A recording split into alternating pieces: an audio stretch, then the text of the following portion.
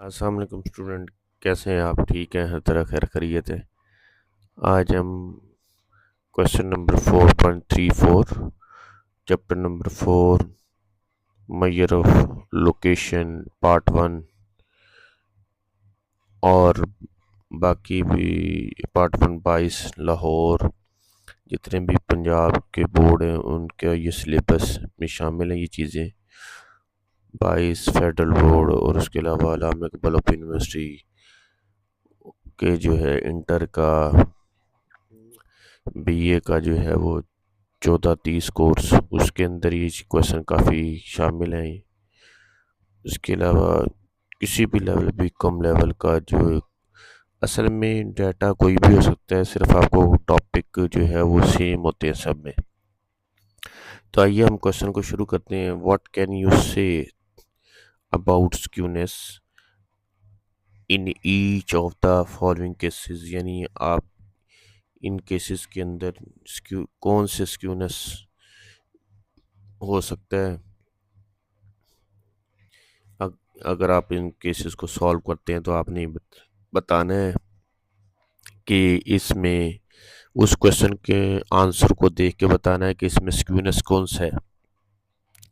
आया कि वो सिमेट्रिक है, आया कि वो पॉजिटिवली स्क्यू है, नेगेटिवली स्क्यू है, कौन सा है, वो आंसर को जजमेंट करके हम बताएंगे।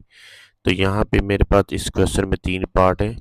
पहला पार्ट है मीडियन की वैल्यू दी हुई है, मीडियन इज 26.01 और जो वाइल कर्टाइल्स आर,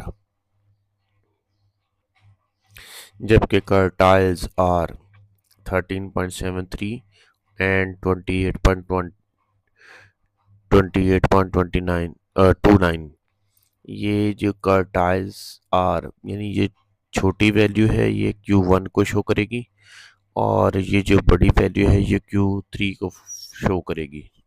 जब भी आपके पास कर्टाइल का वर्ड लिखा है तो अगर छोटी वैल्यू होगी वो Q1 होगा और जो बड़ी वैल्यू होगी वो Q3 होगा। बाकी पार्ट को हम बाद में डिस्कस करते हैं, पहले इसको सॉल्व करते हैं।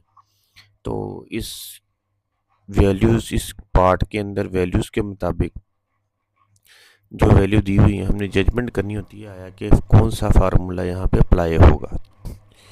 ये सबसे बड़ी बात होती है कि क्वेश्चन को समझना और अपने माइंड में रिकॉल करना कि कौन सा फार्मूला। वैसे तो स्क्यूनेस के लिए काफ़ी सारे फार्मूले, कार्पेसन के भी 2 फार्मूले हैं, आर्थरबोले का भी फार्मूला है और मोमेंट्स के अंदर भी हैं।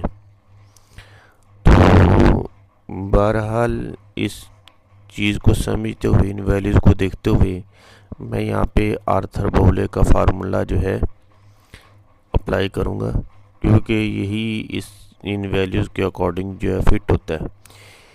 तो यहाँ पे आर्थरबोले का formula Q3 plus Q1 minus 2 median. अच्छा, यहाँ पे अक्सर ना मीडियन की जगह Q2 भी लिख सकते हैं, क्योंकि मीडियन इक्वल टू होता है Q2 के बराबर होता है। बाज़ दफ़ा क्वेश्चन में Q2 की वैल्यू भी दे सकते हैं, तो फिर आप मीडियन की जगह Q2 लगाएंगे। मीडियन और Q2 इक्वल होते हैं। डिनोमिनेटर में हमारे पास आ गया Q3 माइनस Q1, तो Q3 की वैल्यू हमारे पास 28.29 और Q1 की वैल्यू है 13.73 माइनस 2, मीडियन की वैल्यू थी हमारे पास 26.01 और इसके डिनोमिनेटर में आएगा हमारे पास फिर Q3 की वैल्यू 28.29 और Q1 की वैल्यू 13.73। अब हम क्या करेंगे, डुमास रूल को भी मद्देनजर रखना, ये ना करना कि इसको इसके साथ माइनस कर देना, नहीं, इन दोनों को आपस में प्लस करेंगे तो 42.02। ये जो मल्टीप्लाई हो रहा है ना इसके साथ, तो आपने इसी के साथ ये मल्टीप्लाई करना है। तो -2 को इसके साथ मल्टीप्लाई करेंगे तो हमारे पास आएगा 52.02। इन दोनों को माइनस करेंगे तो -10 आएगा। नीचे जो आपका डिनोमिनेटर एज इट इज़ आ गया 14.56, इन दोनों को प्लस करके आया था। ठीक है, अब ये माइनस जो है एज इट इज़ आएगा, जब इनको डिवाइड करेंगे तो आंसर आएगा 0.686। तो क्योंकि ये आंसर माइनस में आया है इस वजह से इसको हम इस डिस्ट्रीब्यूशन को कहेंगे नेगेटिवली स्क्यू। ठीक है। और ये भी याद रखना स्क्यूनेस का आंसर -1 और +1 के दरमियान होना चाहिए। इसका अबव हो गया ना 1 से, तो इसका मतलब वो गलत होगा।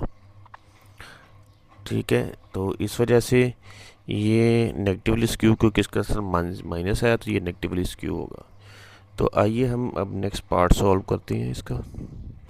तो स्टूडेंट, इसके अंदर हमारे पास कोई फार्मूला अप्लाई नहीं होगा, ना कार्ल पियर्सन के 2 फार्मूले हैं वो भी, उनमें भी कोई फार्मूला नहीं अप्लाई होगा, और ना ही हमारे पास आर्थर बोले का, ना ही मोमेंट्स में से। तो यहाँ पे सिर्फ प्रॉपर्टी का यूज़ करेंगे, सिंबल को देखते हुए हम इसको जजमेंट करेंगे। अब आप देख रहे हैं कि मीन की वैल्यू लेस है मोड की वैल्यू से। अगर मीन की वैल्यू लेस देन हो, वैसे ये प्रॉपर्टी बनती mean equal to median, median equal to mode, और फिर ये तो था सिमेट्रिक। और एक प्रॉपर्टी ये mean less than mode, mean less than median, median less than mode. ठीक है, और एक प्रॉपर्टी है mean greater than median, median greater than mode. बहरहाल आप ये देख रहे हैं कि यहाँ पे मीन लेस है मोड से, मीडियन का नहीं यूज़ है, तो हम ये ज़रूरी नहीं है कि वो ज़बरदस्ती मीडियन लिखना है। जो वैल्यू दी है उसका सिर्फ कंपेयर करेंगे। जब भी मीन मोड से लेस होगा, यानी इस तरह का साइन देखेंगे आप अपने, अगर लेफ़्ट हैंड को बेंड करेंगे ना तो आपका ये वाला साइन बनेगा।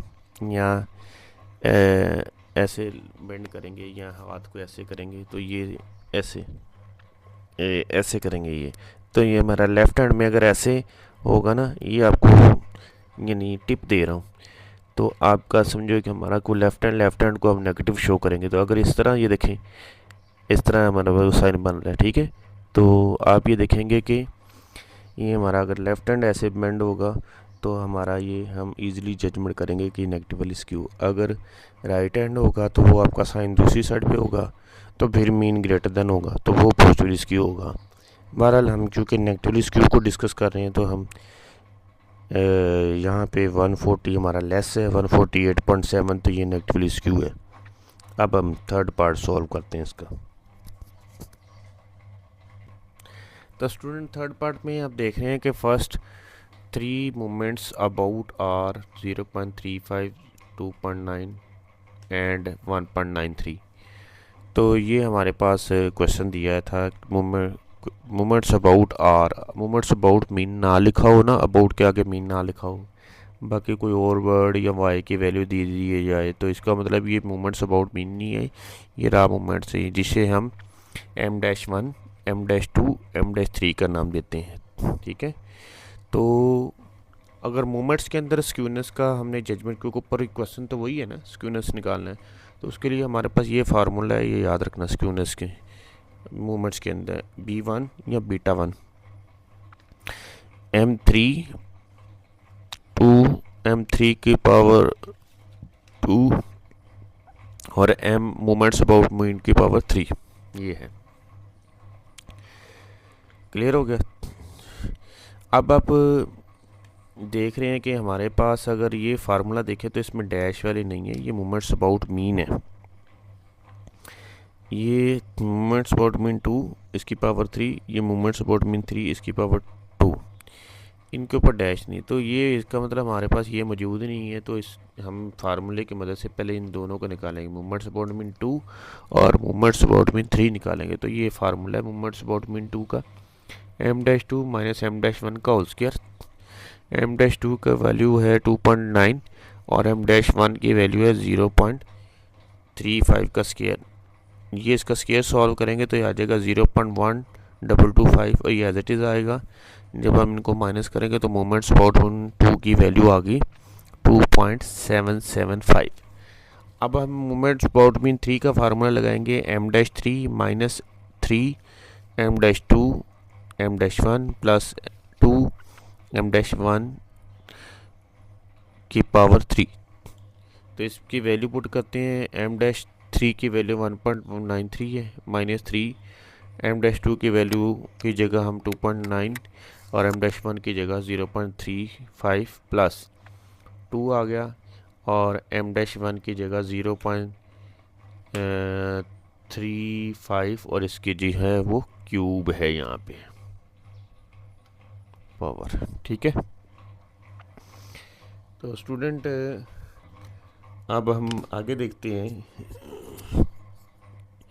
ये हमारी क्या आ गई, पावर 3।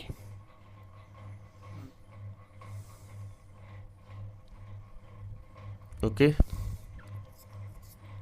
ये हमारी पावर 3 आ गई। क्लियर हो गया स्टूडेंट? ये देख रहे हैं आप, ये हमारी जो है वो पावर 3 है।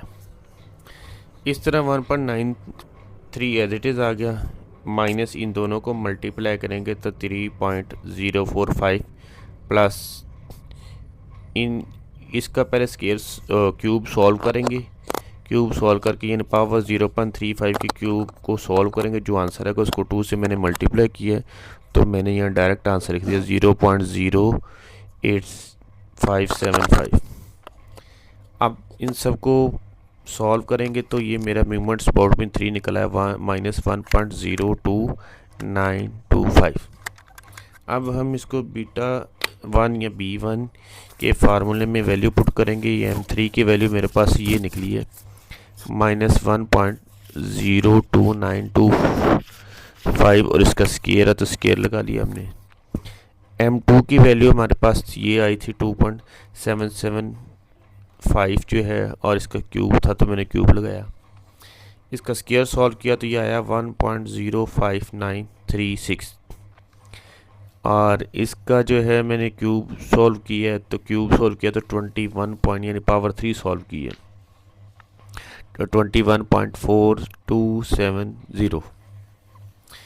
इन दोनों को डिवाइड करेंगे तो आंसर आया 0.05, तो जो कि पॉजिटिवली स्क्यू है, क्योंकि पॉजिटिव में आंसर है तो ये क्या है हमारा पॉजिटिवली स्क्यू। तो स्टूडेंट मुझे उम्मीद है कि आपको इस क्वेश्चन की अच्छे से समझ आ गई होगी। अगर फिर भी आपको कोई प्रॉब्लम हो या क्वेश्चन की समझ ना आई हो तो आप मुझसे डिस्कस कर सकते हैं। इंशाल्लाह मिलते हैं नेक्स्ट वीडियो में, तब तक के लिए अल्लाह हाफ़िज़।